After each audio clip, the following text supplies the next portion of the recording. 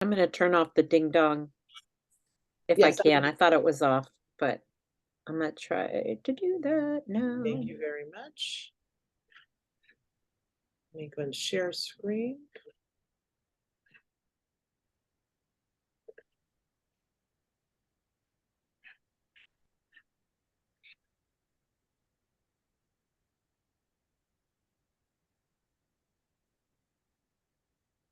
Is everyone seeing my main screen? Yes. Okay, great. Good afternoon, everybody. Welcome to our afternoon ratification forum, where we're going to focus particularly on changes that were made to the for part-timers relative to the new contract. Last week, I sent out a full synopsis of all the contract changes. So I will make sure that Michael Henderson, our executive director, for those of you who haven't met him yet, Michael will be putting the document into the chat intermittently over the next hour or so. But thank you for being here. We really appreciate you taking time out of your afternoon. And I'll stop intermittently to answer any questions, and then also members of our team who are here can also answer questions that you put into the chat. We'd also appreciate it if you signed into the chat for us as well, so that we know who's present. Just a quick overview of the negotiation team. We had a total of 12 people on our team, but I really would like to take a moment to thank the folks who were on the part-time small group team who did a lot of work to make sure that we were able to make changes to and improve what's available in what's available to part-timers, as well as the rights of part-timers, and that's Lakeisha Beckham, Linda Sneed, and Michael Henderson. And then also we brought in a number of folks who could also help. And also part of our team was Chris Bauer, although he worked on leaves, was also instrumental in the research of this group, as was Leon Smith. And so I really want to take a minute to thank all of them for their tremendous work on behalf of part-timers, and to make sure that we did as much as possible to make changes that, for many of us, we've wanted for quite a while. So let me start with the money parts of our contract. As some of you may know, here in Los Rios, we use what's called a bucket system, which basically means that we're assured a particular proportion of the dollars that come in from the state. So basically, with a cost of living increase, it gets split first into 80 and 20% to the administration, 80% to all of the bargaining units, of which the faculty are the largest unit. We get about 61 to 62% of that 80% side. And it's also important to note that we negotiate our salary increases and changes to the salary schedule every summer, as well as what we call retroactive pay. Because we're guaranteed a certain amount of money, any money that goes unused gets redistributed on a pro rata basis to our faculty. And so you get that. So basically this summer, we will be negotiating the overall cost of living increase that would be going forward, starting in the 23-24 year, as well as money that is owed to you or owed to the faculty that get distributed also in August. And we call that the retro. So one of the reasons I note this on the front end is that with most negotiations, people are like, well, where's the pay raises? Well, for us, it works just a little bit differently than other bargaining units and other institutions. One thing that we did do, because when we restructured the salary schedule, it did favor those folks who were in steps 1 through 15.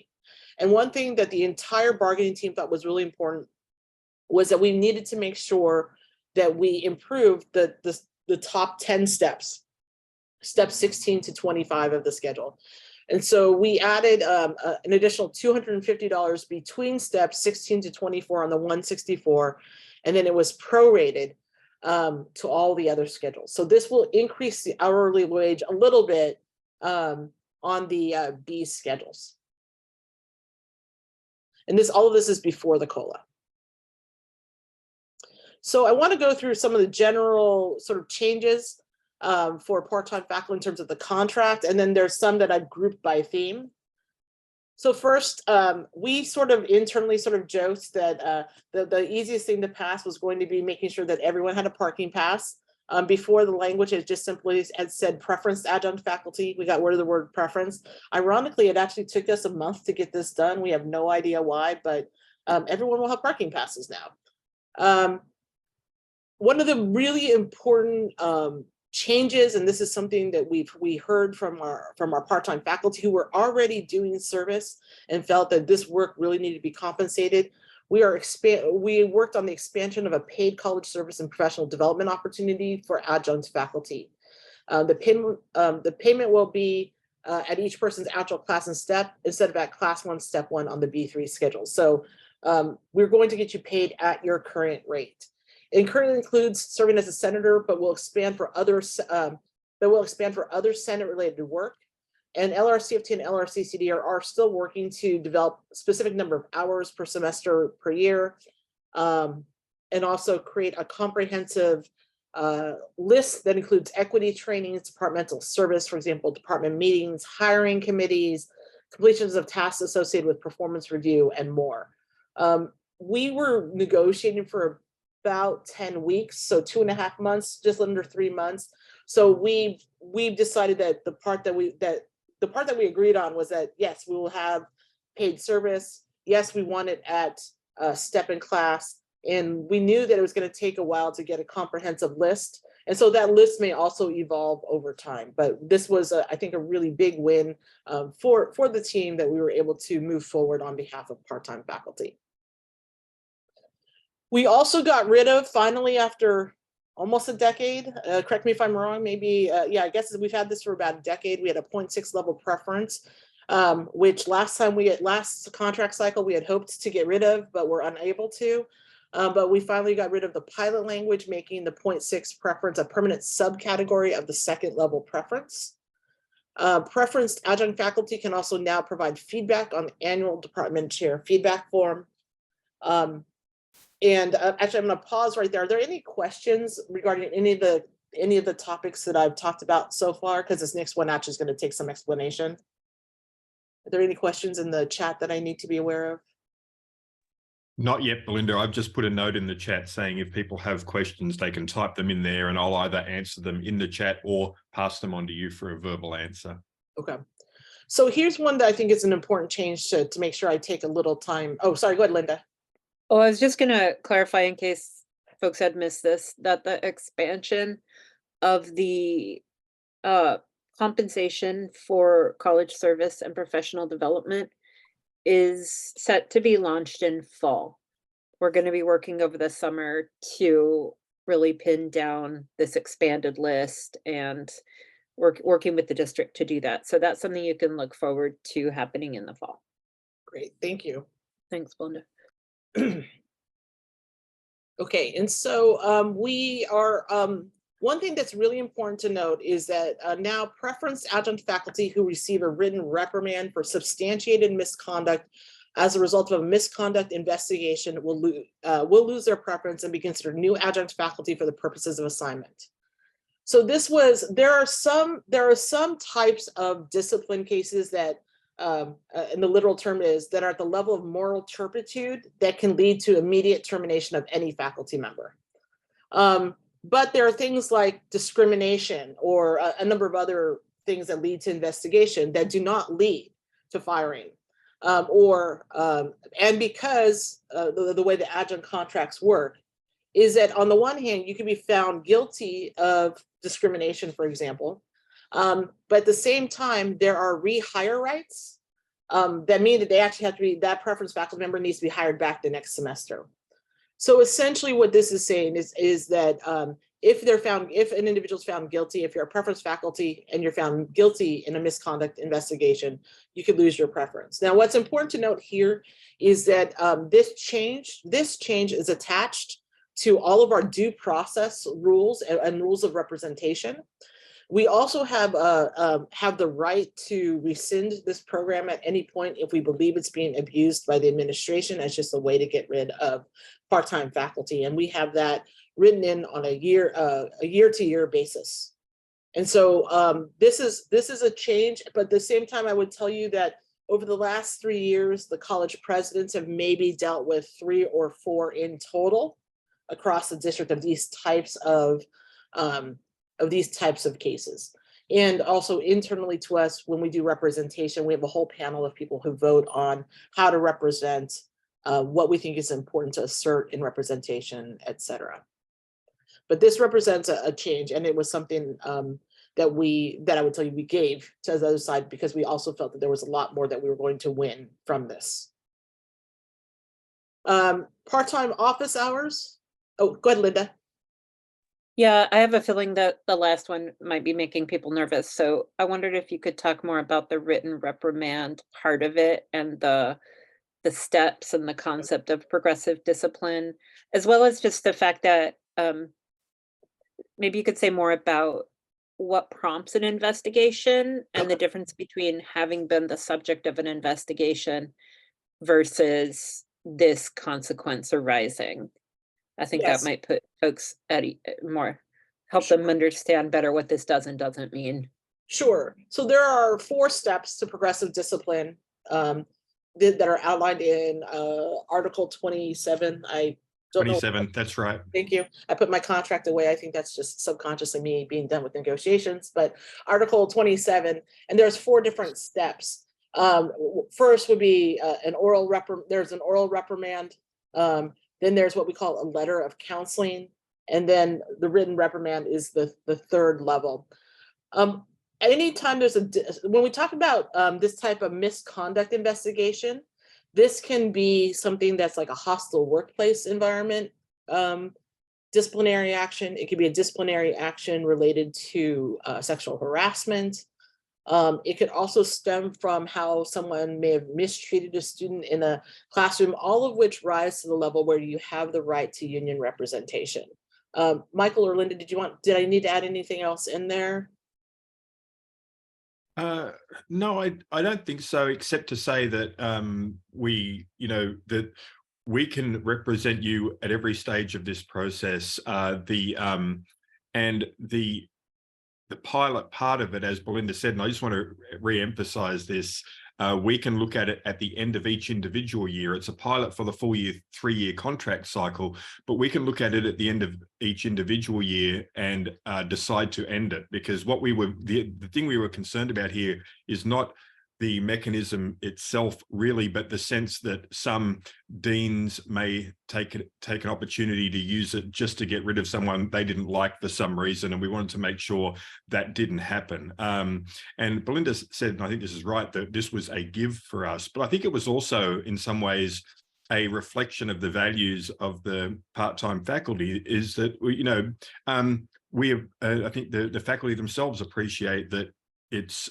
reasonable to remove preference from people who are not acting in a way that's sort of consistent with the values that we're supposed to be upholding as faculty. I don't think that will happen very often at all. I'm hoping this measure will never be used, but if it is, if it is used, then it will be used appropriately, and if it's not, then we have a mechanism to get rid of it. That was the idea behind this.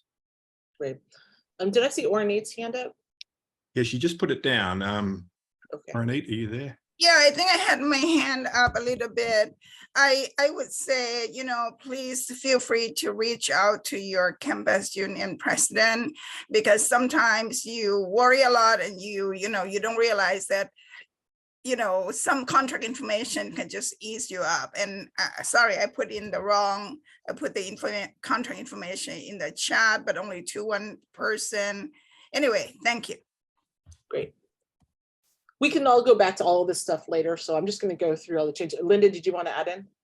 Oh, I was just going to add one more thing, which is that this may have been made sufficiently clear, but for anybody who's unaware of these investigation processes that sometimes happen, they can be triggered by a complaint by a student, and it can end up taking a fair amount of resources to attend meetings and represent your side of the story, what happened, what the student says.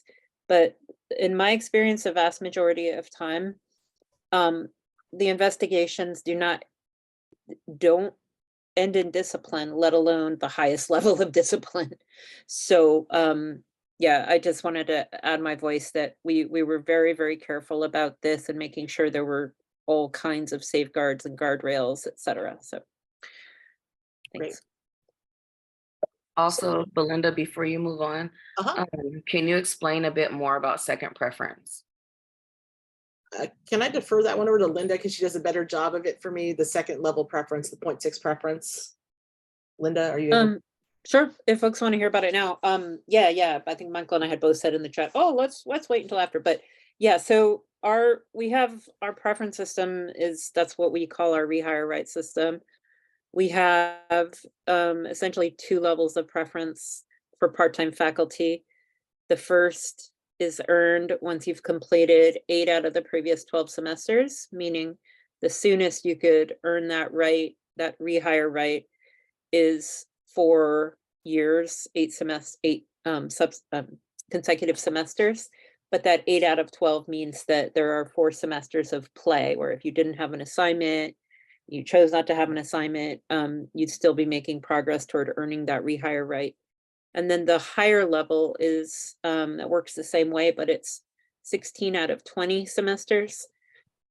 So you can do the math, that would be a minimum of 8 years. And the concept of a rehire right is, even though we are, maybe this is more detail than anyone needs, but I presume that there are folks here who are kind of new to this. So the concept is that even though we are considered temporary according to education code, which is state law, it's a moral crime to treat people as permatemps to the degree that it was possible to do before the state instituted a rehire rights requirement. Los Rios already had a rehire rights requirement, or system rather, not requirement, but a system in place long before the state mandated this. But essentially it means that there has to be, the state determined in 2016, went through the legislature and the governor signed it, that every community college needs to bargain in good faith with the sole representative of part-time faculty, which is a union, in order to arrive at some fair and consistent system whereby people can earn the right to be offered classes semester after semester, assuming that there's work available, before anyone who hasn't yet earned that right is offered anything.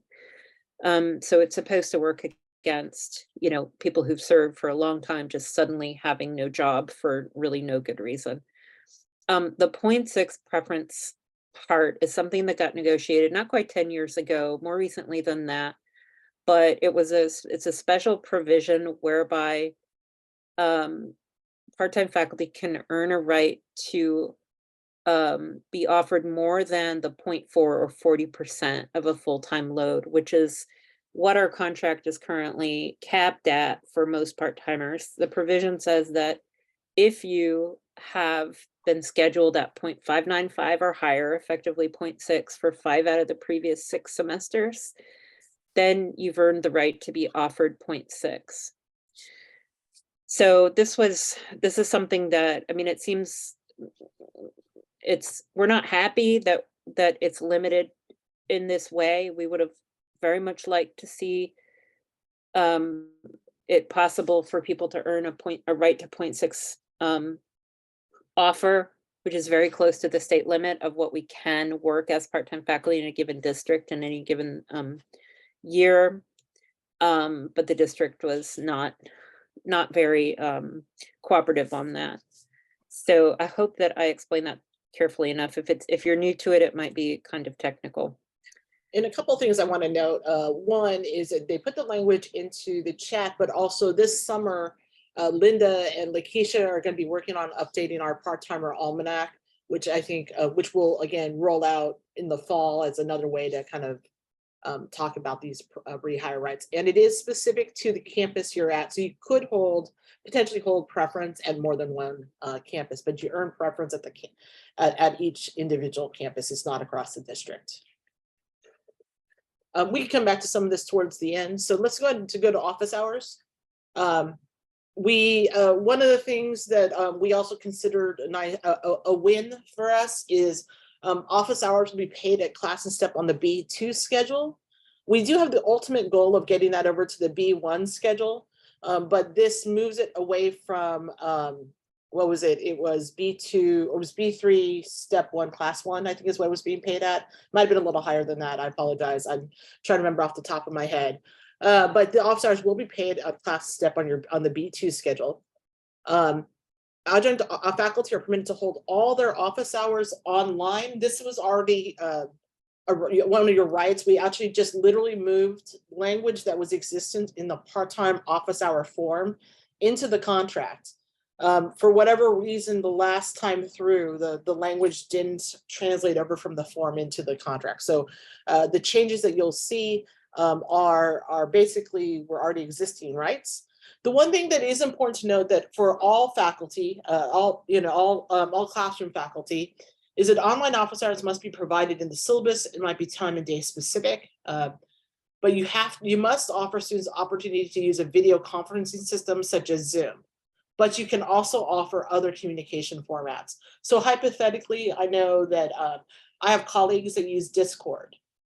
What they will do on their syllabus would list both the Discord channel, but also have a Zoom link available that they could click onto in the case that the student wants to talk to you face to face. But you should have a Zoom link available at all times. So, but if you're doing online office hours, you must have a Zoom format, and you can also offer other communication formats. It is one of the conditions now for all online office hours for all faculty. Linda.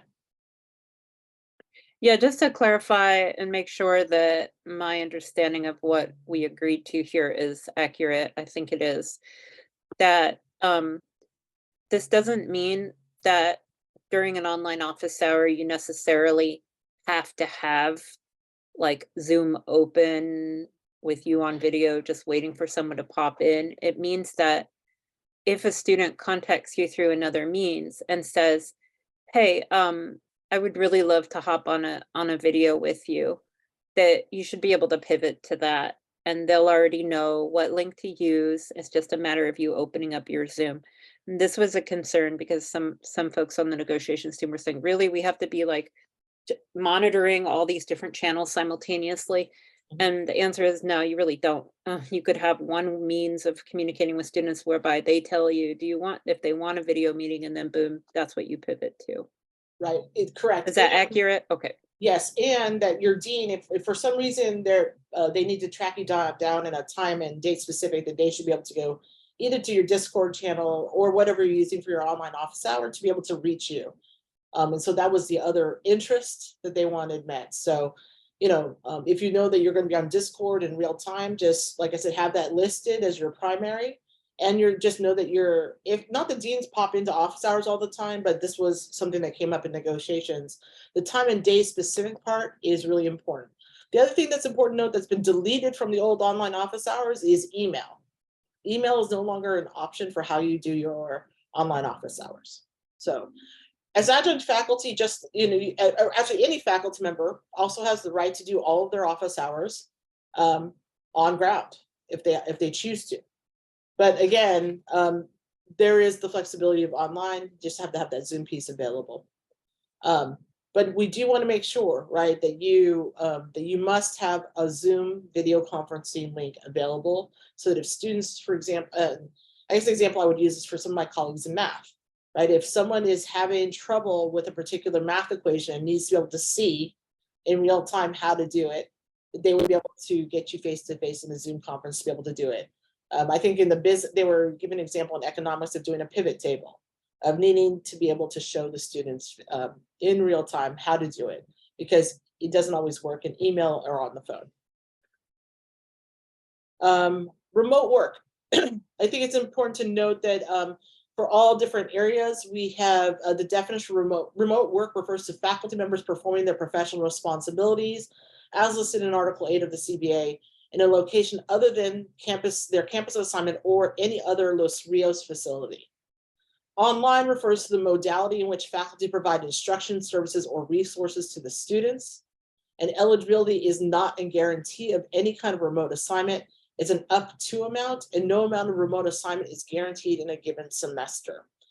This particular delineation of remote and online is especially important for those of you in the student services, because the contention is that they could assign you to be on ground in the office at counseling, for example, and you can be taken online appointments.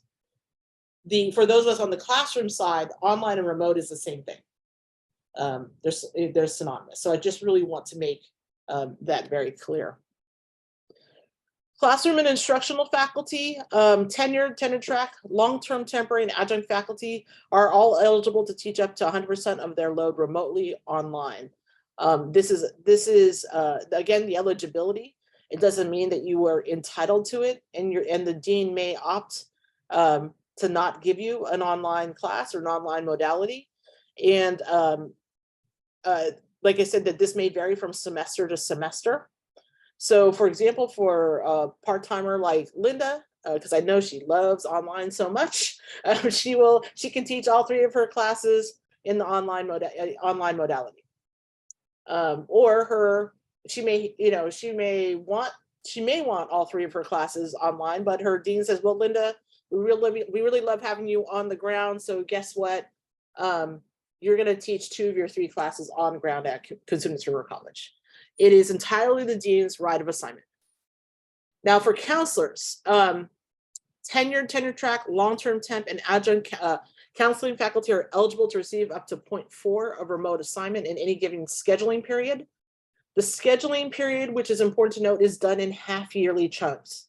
So if for those of you who know counseling is basically the full-timers are divided onto a fiscal year calendar, 174 days that goes from July 1 to June 30th. Schedule period number 1 is July 1 to December 31st. And then scheduling period 2 is January 1st to June 30th. And they will be decided remote assignment twice a year. All counselors who are eligible, who are currently enrolled in or have completed the online counselor training, CBC OEI online college counselor course, which is the 40-hour course, are eligible for up to 0.6 FTE. It just increases your eligibility. We will be sending out, when I send out all of the, I'm going to send out links to a lot of the different pieces here. I'm also going to make sure that we forward the link to this particular class. We want to note that through this, at least through the summer, but we're also hoping all the way through December, you can be paid to take that class, that 40-hour class. That was already pre-negotiated with the higher education relief funds. I also want to note that with counselors, if you go and read the summary document, which I believe Michael's been putting into the chat, or if not, he can do it right now, there are a lot of restrictions related to how you do your work. This is representative of some of the, at times, contentious negotiations that occurred, but you must be camera on. That also is important to note for counselors is that there's a fear that they won't have enough people on ground for on-ground counseling services. And so it should be noted that if they realize that they are short people to do on-ground services, and they're going to do a call out to all the full-timers first to see if anybody will change their day. But in the event that someone's remote day can't be changed, they will ask, starting with the non-preferenced adjuncts, if they would swap their remote day. And so that is one part to take note of in the counselor remote work piece. Remote work for coordinators, librarians, and nurses for all categories are at basically for up to 0.6 FTE of remote assignment. The 0.8 is actually only for full-timers there, and any scheduling period with the approval of the area dean. A couple things I want to note about the category of coordinators, librarians, and nurses.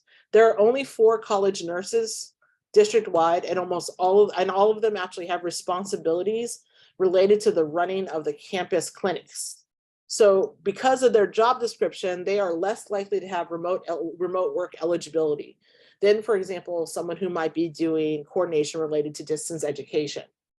Coordinators is also a big job title that includes a ton of different people.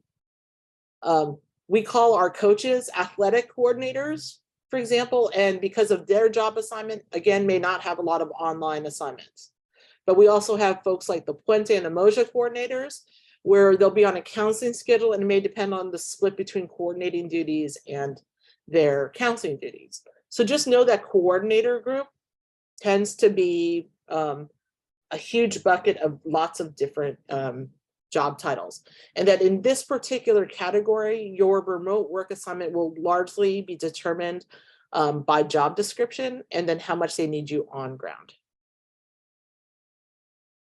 Any questions about the remote work pieces here?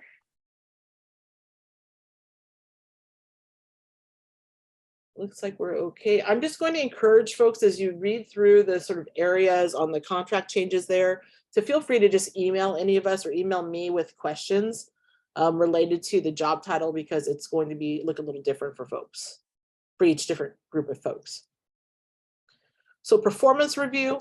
This is something that I also consider a big win, because I know that part-time faculty have been asking for this for quite a while. We heard it loud and clear in the forums that the encounters with bias or having to be reviewed by someone you feel that you may have had a less than collegial relationship with.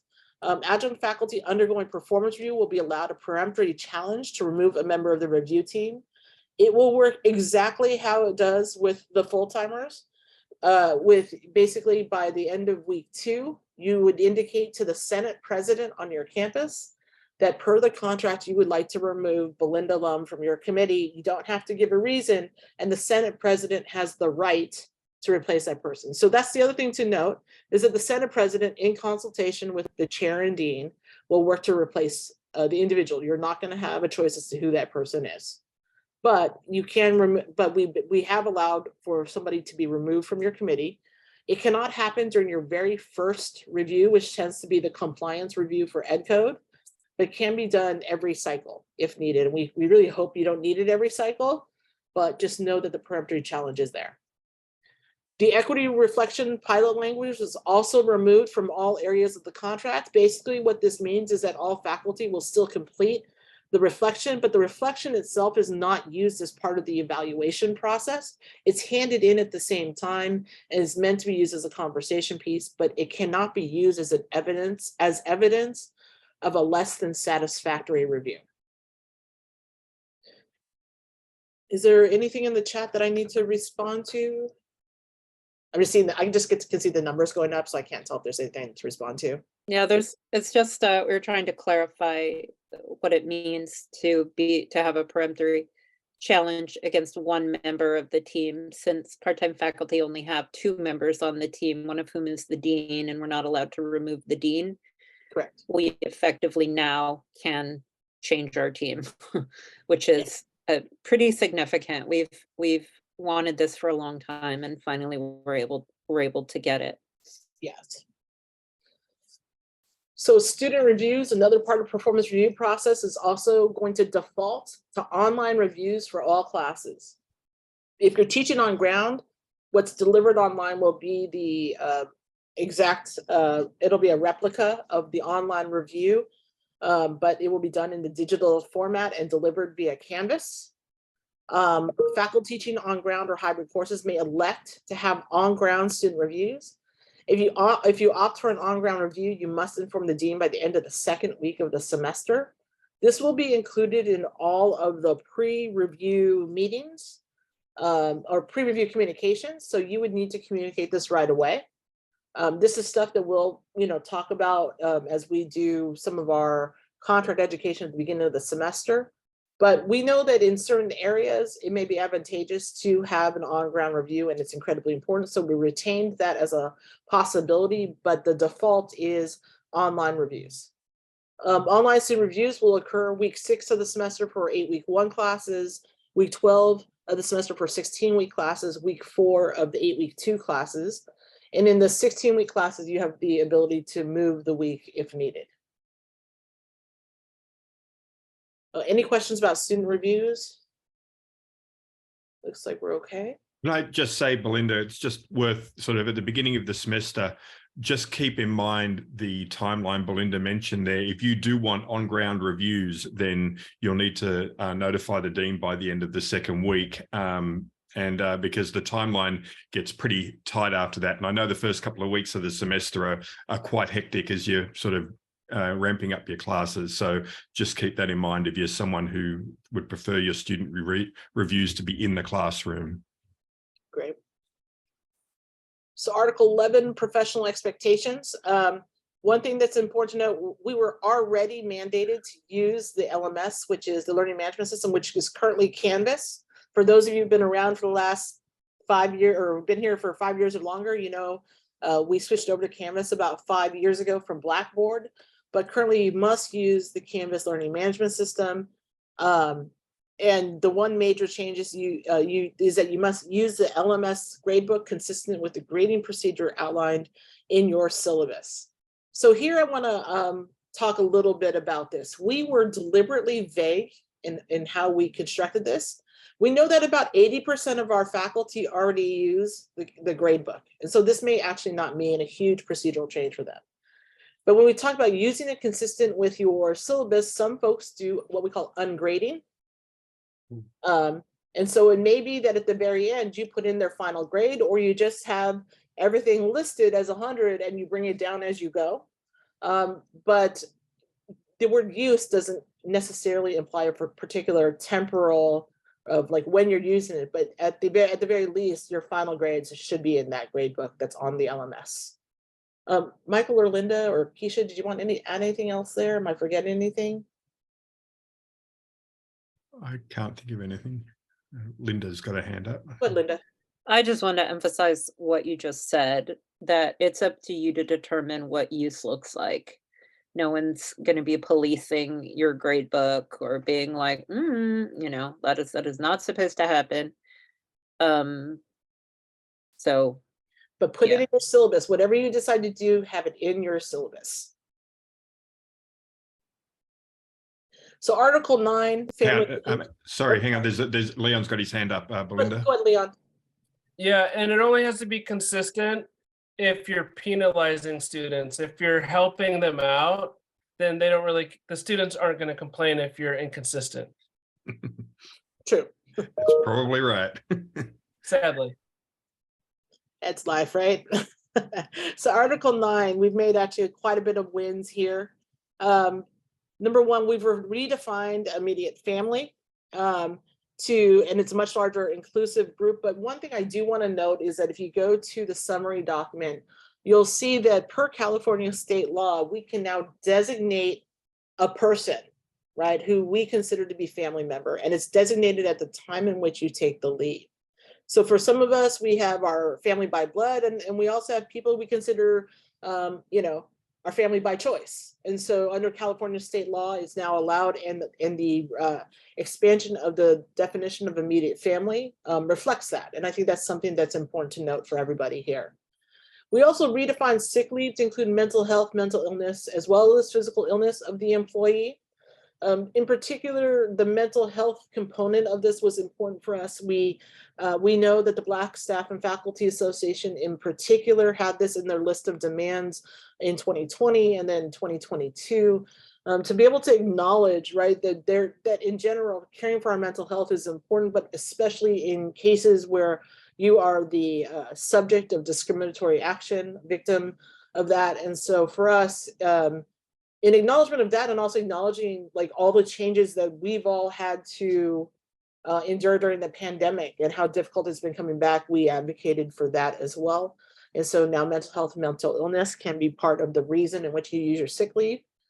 There is an expanded parental leave. This is a pilot. An employee, this is full and part-timers, will be granted 8 consecutive weeks of paid parental leave. A week means 7 consecutive 24-hour periods. The leave is not deducted from any other leave category and is limited to 1 use per fiscal year. I also want to note that this number does not change if you have twins or triplets, but it's an 8-week piece here. And then you could, after that, you can use up to 12 weeks of accumulated sick leave for parental leave. And this runs concurrently with the California Family Rights Act. And that this is attached to your existing existing sick leave. So essentially the goal for the group was to be able to piece together a way in which someone could have a semester off to be with their child. So the reason it's a pilot is that we absolutely, there with this and the other leaves, we actually have to be careful to make sure that we're being fiscally responsible with this and see how this runs as we move forward. Orny. Yeah, thank you, Belinda. So I would also like to add that if you're a full-time faculty member and you have you save up type C leave, you can use partial type C leave to supplement this if you want a longer leave. Thank you. It's in the contract. Okay. We also have a pilot for critical illness leaves. Oh, sorry, Linda, did you need to? Okay. Critical illness leaves, which is also a pilot, all regular adjunct and overload faculty shall be granted 7 work days per year of salary entitlement in the case of critical illness or accident of a member of the immediate family. So 7 work days is based off of your schedule. When we talked about the week, it was concurrent days. Work days is based off of your schedule. So depending on how you're scheduled, this could end up being, 1.5 weeks worth of days off, or it could also, if you're only working 2 days a week, end up being, 3.5 to 4. So just know that in advance. This is also a pilot. Again, with all of the leaves pieces, these are all new. And so we don't really have a baseline for understanding the fiscal impact. And we are going to be incredibly careful about making sure we monitor this to make sure that, that we've put enough protections in there so that we can maintain the leaves for as many people as possible for as long as possible. Michael. Thanks. Yeah, I just wanted to reinforce that and connect it back to the point that Belinda was making at the beginning about the so-called bucket system. No one should be no one should be too don't think that it's these leaves are the district just handing us these leaves. The money for these leaves actually effectively comes out of the faculty bucket here. And so this is in some ways us sort of allocating some of our own money to pay people. There were efforts in the leaves team to ask the district to share the cost of these leaves, but the district was not interested in doing that. And that's why we have to be a little bit careful financially in how these leaves get used, because they come out of our bucket, and the use of that money impacts everybody. And then we also have bereavement leave, which eliminates the pilot language and makes permanent the salary entitlement for bereavement leave. What basically this means is that if you live within 250 miles of the district office, you're entitled to 3 days of bereavement leave. If it's over 250 miles from the district office, it is 5 days. Or sorry, it's 300 miles, not 250, it's 300 miles. So within 300 miles, it's 3 days. Outside of the 300 miles, it is 5 days. Originally, it used to be northern. They used to have a designation of in-state and out-of-state, but then we pointed out that it's farther to get to Los Angeles than it is to get to Reno. And so that's how we switched to that last time. So I do know that folks may have heard, right, that we do also have we revamped the catastrophic leave program. That particular piece of it is not part-time faculty are not eligible for the catastrophic leave program. Again, there was a number of different elements that went into this. It's not that we didn't ask, but also we had to make some decisions based off of the different fiscal realities that were in front of us. And so one of the things that we felt that when we looked at our overarching financial priorities, we looked at the survey that was done of all of our faculty. It was pretty clear that in terms of resources, clearly that we wanted to make sure that we got paid, increase the office hour pay, getting closer to step in class, developing a more expansive professional development and service component for part-timers that was also at step in class. And, within leaves, trying to give as many salary entitlements as possible to part-timers. The catastrophic leave, I would like to note, is an application process. You'd have to, under the current language, you'd have to exhaust all of your sick leave. And so for us, putting money towards things like critical illness seemed like an important piece for us. But Again, as we noted earlier, with any of our financial decisions, if we go over budget, it comes out of everybody's salaries in the end. Orny, did you have your hand up? Yes. Yeah, thank you. You know, I'm not sure if Jason's here, but I believe actually on the cat leave, the district said they were not interested, period. Thank you. Okay.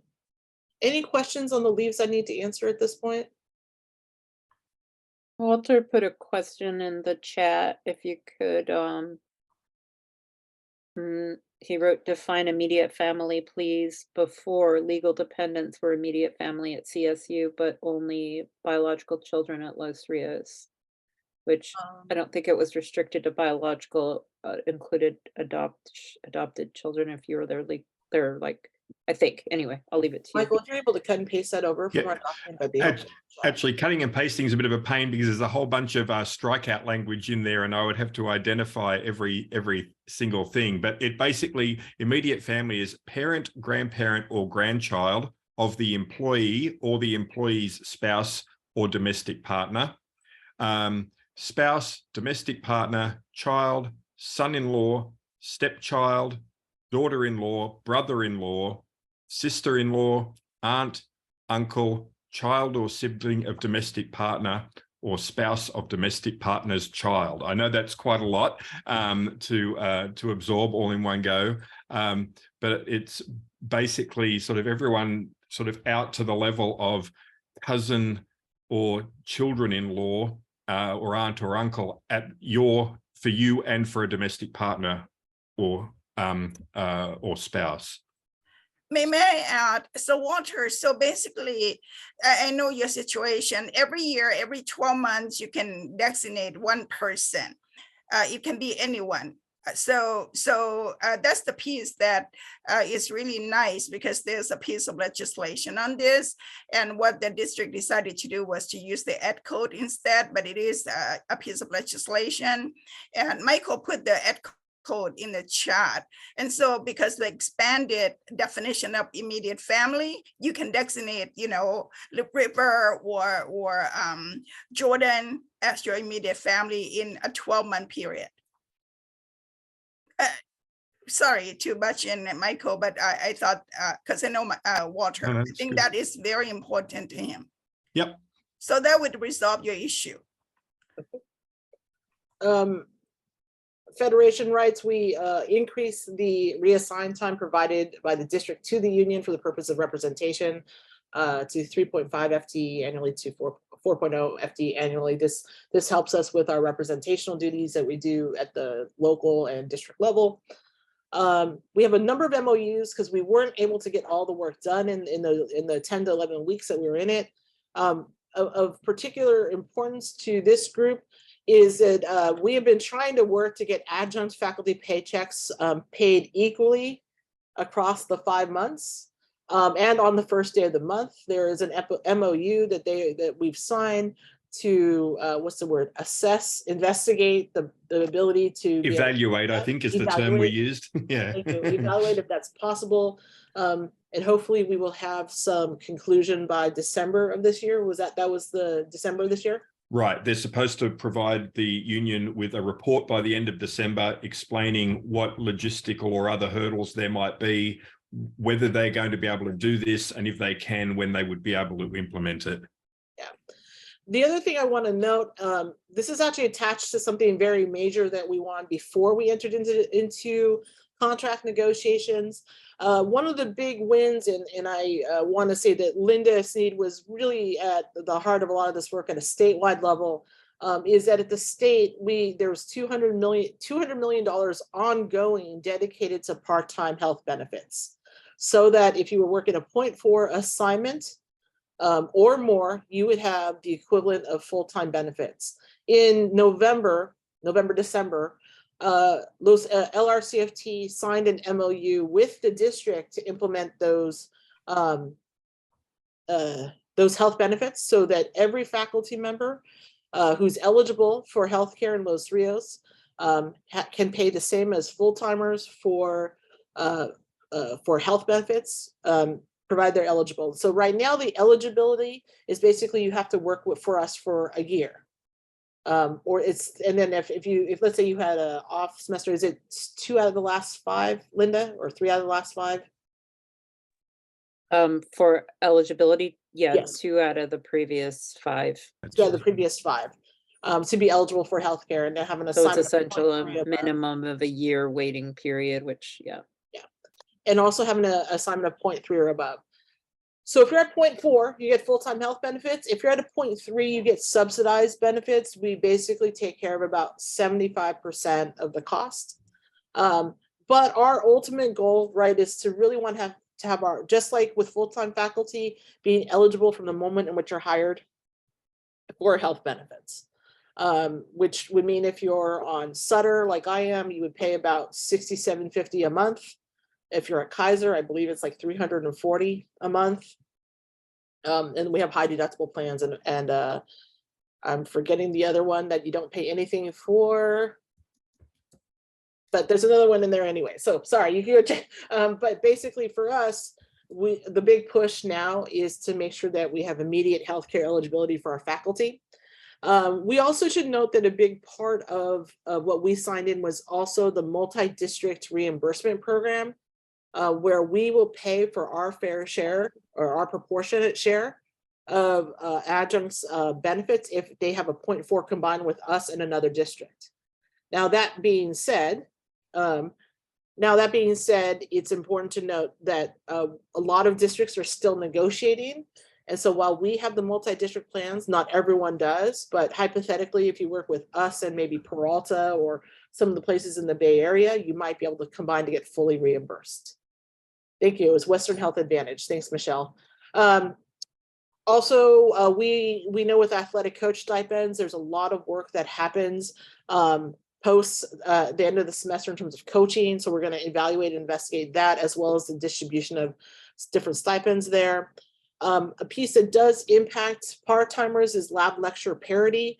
We will have to work with our Senate partners on this to look at all of the different things that we have labeled as lab, which is a big, huge group of things, sort of like the category of coordinator that I discussed earlier, and look at it relative to workload, et cetera.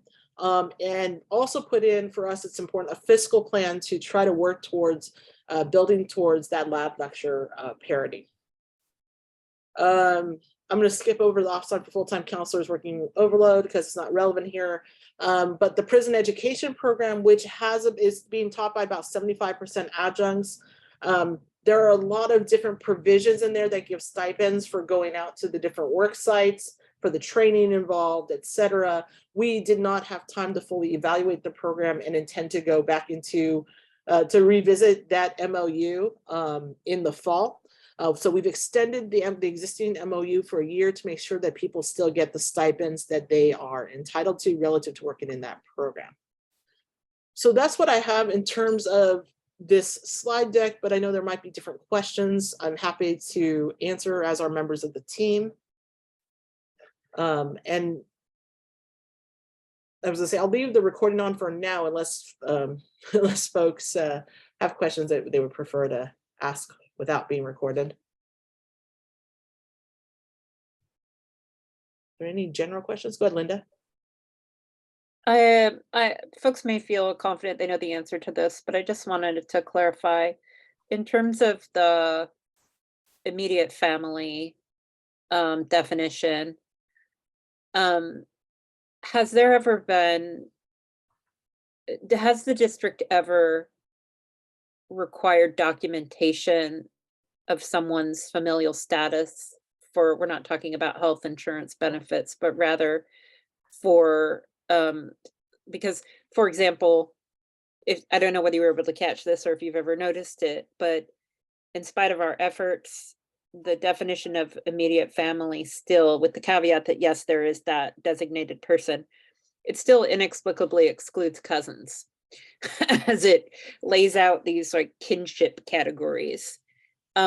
So my question is really to, well, it's a broad question that could apply to all those categories, but with respect to the designated person, I'm presuming that we should not expect a demand to provide any kind of documentation about who this person is. It's just literally a name and, or doesn't even have to be a name. Can you, what will they require? I'm going to defer to Coordinator Jason since they were on that in those conversations. Thank you, Belinda. So I can send you the legislation, Linda. So basically there's a form you have to fill out every 12 months. You send out the name if you need someone.